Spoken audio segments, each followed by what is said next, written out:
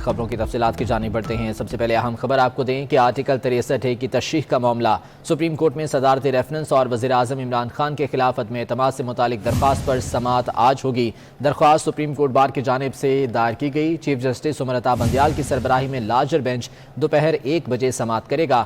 وفاقی حکومت نے منحرف اراکین کے معاملے پر آرٹیکل 63A کی تشریح کے لیے صدارتی ریفرنس دائر کیا ہے، جس میں کہا گیا ہے کہ وفاداری تبدیل کرنے پر آرٹیکل 62F کے تحت نااہلی تاہیات ہونی چاہیے۔ 63A اور 62F کی تشریح کی جائے اور منحرف ارکان کا ووٹ متنازع سمجھا جائے۔ عدالت نے قرار دیا کہ سیاسی جماعتوں کے وکلاء 24 مارچ تک تحریری دلائل جمع کرائیں۔ جماعتوں کے وکلاء سمیت ایڈوکیٹ جنرل سندھ، آئی جی پولیس اسلام آباد، سیکرٹری داخلہ اور صدر سپریم کورٹ بار کو نوٹسز جاری کیے گئے تھے۔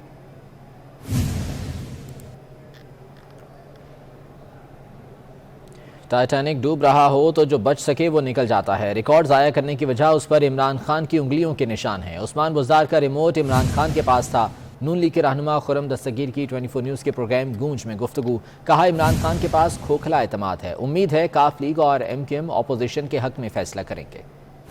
قدرتی بات ہے کہ جب ٹائٹینک ڈوب رہا ہو تو جن کے پاس کوئی بھی ذرا سی بھی اپنی جان بچانے کے لیے کشتی موجود ہے وہ اس میں چھلانگ لگا دیں گے۔ ان کی ویڈیوز ہیں تو وہ غائب کر لی جائیں، یا کسی نے کوئی ہارڈ ڈرائیو میں ریکارڈ نوٹ کیا ہوا ہے تو اس کو بھی اٹھا لیا جائے، کہ تاکہ عمران خان صاحب کی جو اگر وہاں انگلیوں کے نشانات ہیں ان کو اصل میں غائب کرنے کی کوشش کی گئی۔ بزدار صاحب ان کے لیے ایک ریموٹ کنٹرول تھے جس کو وہ اسلام آباد میں بیٹھ کر اس کا بٹن دبائیں اور پنجاب میں وہ کام ہو جائے۔ عمران خان صاحب کے پاس صرف ایک کھوکھلا اعتماد ہے، جسے وہ پہلے قوم کو کہتے تھے کہ میں خودکشی کر لوں گا اگر آئی ایم ایف کے پاس گئے، پھر کھوکھلے اعتماد سے کہتے تھے کہ میں 90 دن میں کرپشن ختم کر دوں گا۔ اور باغی ایم این اے باسط بخاری نے بڑا دعویٰ کر دیا۔ باسط بخاری کا کہنا ہے کہ وزیر اعلیٰ پنجاب نے 3.5 سالہ دور میں 70 سے 80 ارب روپے کی کرپشن کی۔ ایوان وزیر اعلیٰ میں کرپشن کا ریٹ بڑھ چکا ہے۔ عثمان بزدار کے وزارت اعلیٰ سے ہٹنے پر سب سامنے آ جائے گا۔ 24 نیوز کے پروگرام دستک میں گفتگو کرتے ہوئے انہوں نے مزید کیا کہا، آپ بھی دیکھیے۔ کتنی کرپشن کے ثبوت ہے سر؟ یہ مطلب مالی کرپشن ہوئی ہے، اگر کتنی کرپشن ہوئی ہے پنجاب کے اندر، کس نوعیت کی ہوئی ہے، اس حوالے سے بھی بتائیے گا۔ میں ایک حتمی فگر نہیں دے رہا آپ کو، ٹھیک ہے؟ یہ باتیں ہارسز ماؤتھ کی ہیں کہ وزیر اعلیٰ صاحب نے تقریباً ان 3.5 سال میں 75 سے 80 ارب روپے کمایا، جو کہ یہ باہر شفٹ بھی کر چکے ہیں۔ انشاءاللہ جس وقت یہ وزارت اعلیٰ سے ہٹ رہے سب چیزیں آپ کے سامنے آ جائیں گی، اور جو میں نے 75 سے 80 ارب روپے کا فگر دیا یہ بھی آپ کے سامنے ہے۔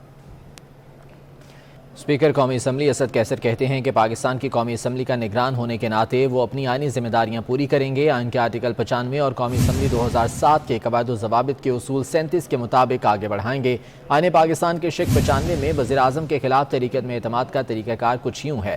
عدم اعتماد کی قرارداد ایوان کے کل 20% اراکین کے دستخطوں سے جمع کرائی جاتی ہے۔ قرارداد کے لیے بلائے گئے اجلاس میں 3 دن کے بعد اور 7 دن سے پہلے ووٹنگ کرائی جاتی ہے۔ جب تک ووٹنگ مکمل نہ ہو اسمبلی اجلاس غیر معینہ مدت کے لیے ختم نہیں کیا جا سکے گا۔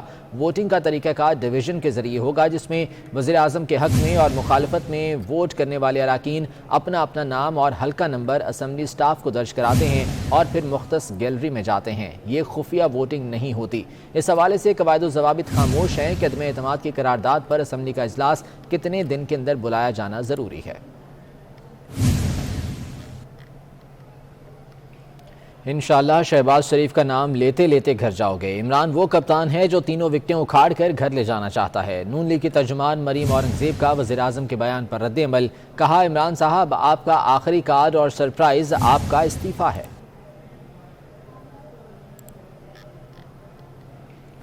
مسلم لیگ نواز کے بعد جے یو آئی فے نے بھی مہنگائی مارچ کا شیڈیول تبدیل کر دیا۔ اب قافلہ 25 کی بجائے 26 مارچ کو روانہ ہوگا۔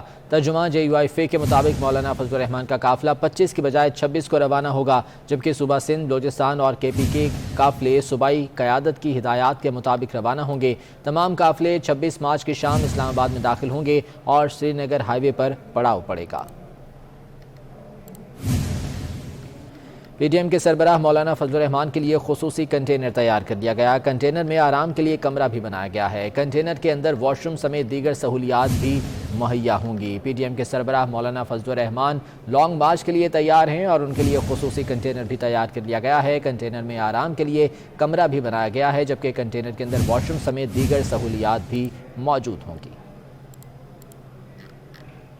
اور لاہور میں نجی بینک کے تعاون سے vintage and classic car rally کا انعقاد کیا گیا۔ کار ریلی لبرٹی سے رایا گولف ریزورٹ پہنچ کر اختتام پذیر ہوئی۔ حسنین اولکھ رپورٹ کریں گے۔ پاکستان پر نایاب اور جاذب نظر کاروں کی ریلی نکالی گئی، جس کا افتتاح heritage motor club of Pakistan Lahore chapter کے صدر سید مشاہد شاہ نے کیا۔ بینک اسلامی کی اعلیٰ انتظامیہ اور بورڈ ممبرز بھی ریلی میں شریک ہوئے۔ پاکستان ڈے ہے اور سولیڈیرٹی کو منانے کے لیے اور اظہار یکجہتی کا یہ ہمارا ایک انداز ہے۔ ہم اس طریقے سے بتاتے ہیں کہ ہم پاکستانی یونائٹڈ ہیں اور پاکستان کا جو ایک روشن چہرہ ہے وہ دراصل یہی ہے۔ میرے خیال میں یہ ایز اے فیملی ایونٹ بھی ہے۔ پرانی گاڑیوں کے شوق کرنے والے جو لوگ ہیں وہ اپنی گاڑیاں بھی دکھا رہے ہیں۔ ریلی کا آغاز لبرٹی مارکیٹ سے ہوا، جو کیولری گراؤنڈ اور لمز سے ہوتی ہوئی رایا گولف ریزورٹ پر اختتام پذیر ہوئی۔ ریلی میں محمد عثمان عابد، ملک عامر، رضوان عطا، منصور ٹاٹا اور دیگر شریک ہوئے۔ خواتین نے بھی بھرپور دلچسپی کا اظہار کیا۔ میرا ایکسپیرینس تو بہت اچھا رہا، بہت انجوائے کیا ہم نے۔ واقعی میں ایک فیملی ایونٹ لگا ہے ہمیں۔ گاڑیوں کا ہمیں بہت شوق ہے، ونٹیج کارز کا بھی اور اسپورٹس کارز کا بھی، اس لیے ہم نے اس میں پارٹیسپیشن لی ہے۔ Vintage and classic car rally کی شکل میں دنیا کو مثبت پیغام دیا گیا اور شہریوں کو بھی تفریح کا موقع ملا۔ اسلام آباد پولیس سروسز میں جدت کے لیے کوشاں ہیں۔ On line complaint management system کا آغاز کر دیا گیا۔ شکایت کا شہری کو متعلقہ تھانے کا ای ٹیگ بذریعہ واٹس ایپ اور ایس ایم ایس کے ذریعے موصول ہوگا۔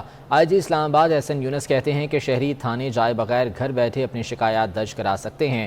بولے پولیس افسران کے خلاف شکایات ڈائریکٹ آئی جی کے شکایت سیل 1715 پر درج ہوں گی۔